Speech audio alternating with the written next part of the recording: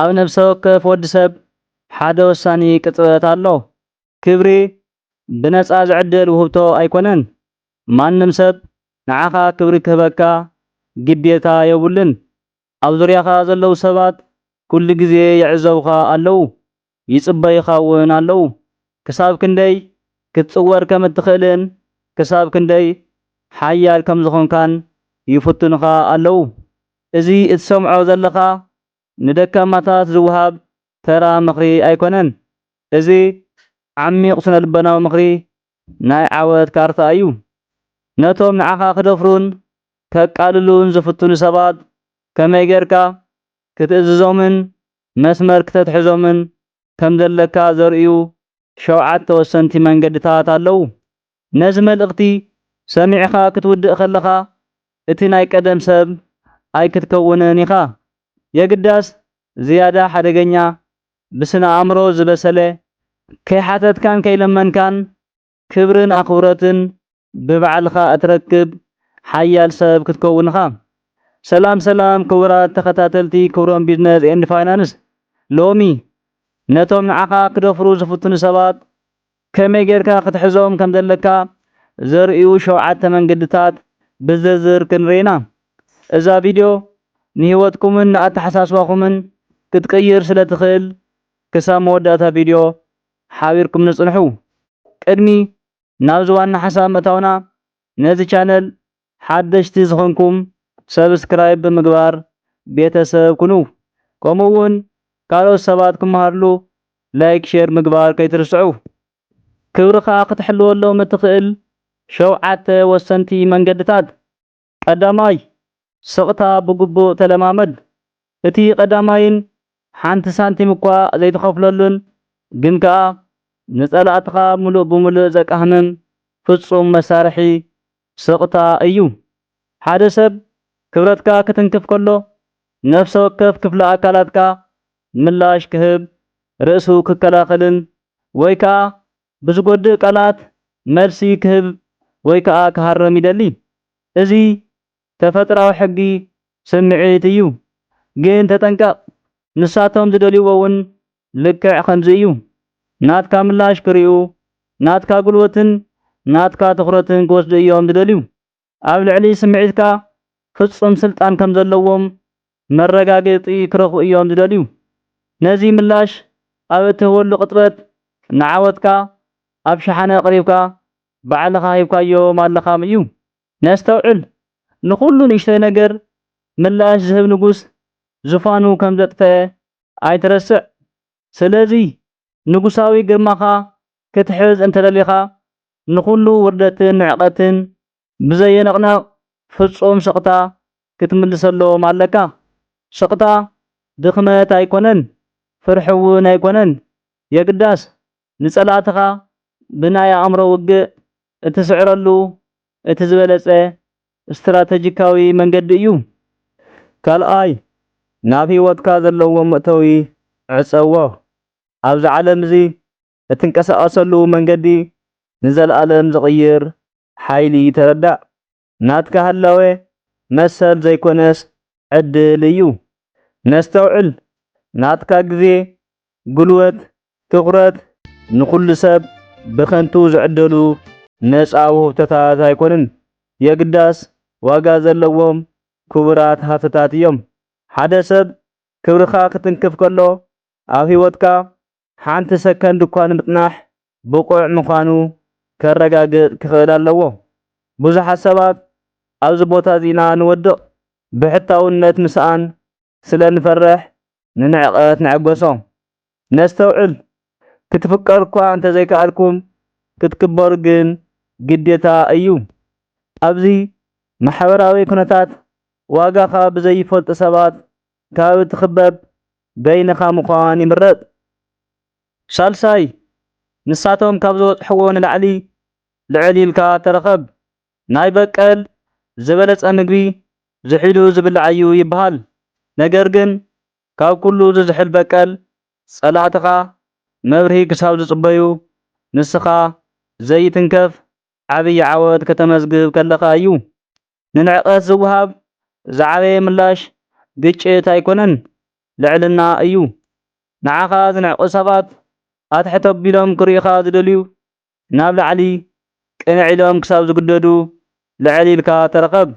ብዛዕቦም እትሓስበሉ ነፍሲ ወከፍ ደቂቓ ካብ ናትካ ዕብየትን ካብ ናትካ ዕድላትን ዝተሰረቐት ግዜ እያ። በሊሕ ሰብ ንህይወቱ ዘይጠቕሙ ኩነታት ኣብ ምክያድ ግዚኡ ኣየባኽንን፣ ብኣንጻሩ ይሃንፅን የስፍሕን። ስሙ ክጽዋዕ ከሎ ጸላእቱ ብራዕዲ ክሳብ ዝንቀጥቀጡ ሓያል ይኸውን። ስለዚ ኣብ ናትካ ዕብየት ጥራይ ኣተኩር። እቶም ክትወድቕ መጻወድያ ዝዘርግሑልካ ሰባት ከይፈተው ንዓወትካ መሳልል እዮም ዝኾነኻ። ሽዑ ንሳቶም ዘይግቡእ ሰብ ከም ዝደፈሩን ዓብዪ ስሕተት ከም ዝፈጸሙን ብዕምቆት ክርድኡ እዮም። ራብዓይ ብናይ ባዕሎም ተግባር ኣቃልዓዮም። ሓደ ሰብ ዶብ ሰጊሩ ክደፍረካ ከሎ ብቕልጣፈ ተጒልካ ናይ ምጥቃዕ ወይ ሚስጥር ናይ ምውፃእ ፈተና ክመፀካ ባህርያዊ እዩ። ነገር ግን ካብዚ ተቆጠብ። ብሉፅ እስትራተጂስ ብቐጥታ ኣየጥቅዕን፣ ይጽበን ይዕዘብን። ንጸላኢኡ ባዕሉ ተሓኒቑ ዝሞተሉ ገመድ የዘጋጁ። ደረት ዝሰግሩ ሰባት መብዛሕትኡ ግዜ ውሽጣዊ ስነ ስርዓት የብሎምን። ብትዕቢትን ብናይ ርእሰ ተኣማንነትን ምስኣን ዝተደረኹ እዮም። ስቒልካ እንተተዓዚብካዮም ኣብ ከይዲ ሓቀኛ ባህርያቶም ንኹሉ ግልፂ ክኸውን እዩ። ናትካ ስራሕ ፈራዲ ኮይንካ ምስኦም ምጉጅጃል ኣይኮነን። የግዳስ ስቒልካ ተዓዛቢ ምዃን ጥራይ እዩ። ግዜ ሃቦም ንኻልኦት ሰባት እውን ክደፍሩ እዮም። ዓለም መንነቶም ሓንሳብ ክትፈልጦ እያ። ናትካ ስቕታ ንዓዓቶም ዝያዳ ዘሰንብድን ካልእ ዝኸበደ ስሕተት ክሰርሑን ዝድርኽ ዓብዪ ስነ ልቦናዊ መሳርሒ እዩ። ስለዚ ተዓገስ። ትዕግስቲ ድኽመት ኣይኮነን፣ ካብ ኩሉ ዝበለጸ ዘይድምፀን ቀታሊ መሳርሒ እዩ። ሓምሻይ ነቲ ታሪኽ ተቖጻጸሮ። ሓቂ ማለት እቲ ብጭቡጥ ዝኾነ ነገር ዘይኮነስ ሰባት እቲ ዝኾነ ነገር ከምዚ እዩ ኢሎም ዝኣምንዎ እዩ። ታሪኽን ትርኽትን ዝተቖጻጸረ ሰብ ውጽኢቱ እውን ይቆጻጸር። ሓደ ሰብ ክደፍረካ ከዋርደካ ወይ እውን ሽምካ ከበላሽ ከሎ ኣብ ልዕሊኻ ሓድሽ ትርኽቲ ይፈጥር ኣሎ። ንዓኻ ከም ድኹም፣ በደለኛ ወይ እውን ዘይተረጋጋእኻ ገይሩ ክስእለካ ይፍትን። ኣብዚ እዋን እዚ ሓደ ናይ ዳርክ ሳይኮሎጂ ብልሓት የድልየካ፣ ምክርኻር ኣየድልየካን። ምክንያቱ ክትከላኸል ከለኻ በደለኛ ከም ዝኾንካ ገይሮም ክወስዱኻ ይኽእሉ እዮም። ሰባት ነቲ ኩነታት ከመይ ገይሮም ከም ዝርድእዎ ብስትራተጂ ክንቀርጾ ኣለና። እዚ ምሕሳብ ኣይኮነን። የግዳስ ትኩረት ሰባት ናብቲ ንዓኻ ዝጠቕመካን ንነብስኻ ዝሃንጽ ኩነታት ምምጻእ እዩ። ሻድሻይ ዝንኦም ወይ ድማ ሽሞም ፈሊኻ ውቃዕ። ሓደ ግዜ ስቕታ ጥራይ እኹል ኣይኮነን። ብቆራጽነት ክትሃርም ኣለካ። ነገር ግን በሊሕ ሰብ ብኢዱ ወይ እውን ብስምዒት ኣይሃርምን። የግዳስ ብጣዕሚ ኣብ ዝሕመም ቦታ ብሽምን ብዝናን እዩ ዝሃርም። ሓደ ሰብ ገንዘቡ ኣጥፊኡ መሊሱ ክረኽቦ ይኽእል። ስልጣኑ ኣጥፊኡ እውን እንደገና ክድይብ ይኽእል ይኸውን። ነገር ግን ዝንኡ ወይ ድማ ሽሙ ዘጥፍእ ሰብ ኩሉ ነገር እዩ ዘጥፍእ። ስለዚ ሓደ ሰብ ክደፍረካ ክመጽእ ከሎ ንባዕሉ እቲ ዝዓበየ ሃፍቱ ዝኾነ ዝንኡ ኣብ ሓደጋ እትይዎ ኣሎ ማለት እዩ። ነገር ግን ናቶም ዝና ምጥፋእ ሕሜትን ሕሱር ወረ ምዝራብን ማለት ኣይኮነን። እሱ ናይ ድኹማት ትሑት መሳርሒ እዩ። ንስኻ ክትጥቀመሉ ዘለካ ብልሓት እዩ። ሻውዓይ ግድ የለሽ ኩን። ሓቀኛ ሓይሊ ዝርከበሉ ቦታ ዘይትንከፍ ዘይብጻሕ ፍጹም ግድ የለሽ እዩ። ካብ ማንም ሰብ ምንም ነገር ከም ዘይትደሊ ኣብ ዝወሰንካሉ ቅጽበት ኣብ ከባቢኻ ካብ ዘለዉ ሰባት ኩሉ ዝበለጸ ሓደገኛን ሓያል ሰብ ኮይንካ ኣለኻ። ንዕቐትን ጠርፍን ዝጎደካ ብዛዕባ ናይቲ ውልቀ ሰብ ሓሳብ ስለ ትጭነቕ ጥራሕ እዩ። መንነትካን ክብረትካን ኣብ ናይ ካልኦት ሰባት መረጋገፂ ዝተመስረተ ክሳብ ዝኾነ ንስኻ ኩሉ ግዜ ተጠቃዒ ኢኻ። ነገር ግን ነዚ እንተቐቲልካዮ ንሓደ ክብርን ስምዒትን ዘይብሉ እምኒ እትህቦ ዓይነት ስምዒት ንዕኦም እንተሂብካዮም ሽዑ ማንም ክጎድአካ ዘይኽእል ዘይትንከፍ ሰብ ክትከውን ኢኻ። ካብ ጸላእቱ ምንም ዓይነት ፍቕሪ ዘይደሊ ሰብ ብጸላእቱ ክዝወር ወይ ከዓ ክእዘዝ ኣይኽእልን። ግድየለሽ ማለት ከም ዘይጭነቕ ኮንካ ምምሳል ዘይኮነስ ብሓቂ ካብ ውሽጥኻ ዘይማርኽ ነፃ ኣእምሮ መሓዝ እዩ። እዚ ድማ ጽኑዕ ውሽጣዊ ስራሕ የድልዮ።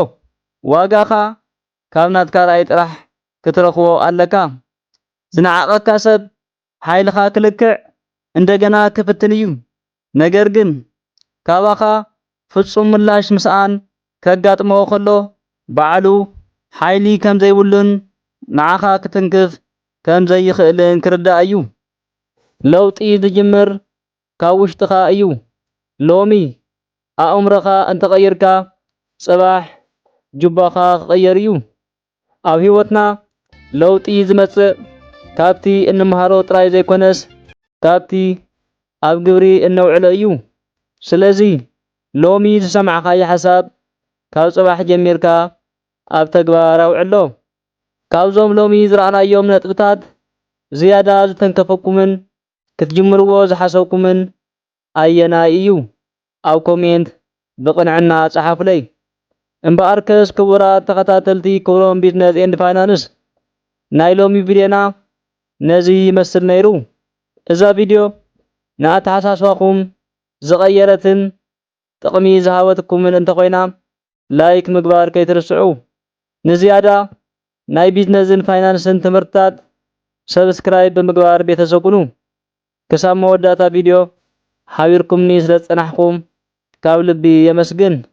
ኣብ ዝቕጽል ብኻልእ ትሕዝቶ ክሳብ ንራኸብ ሰላም።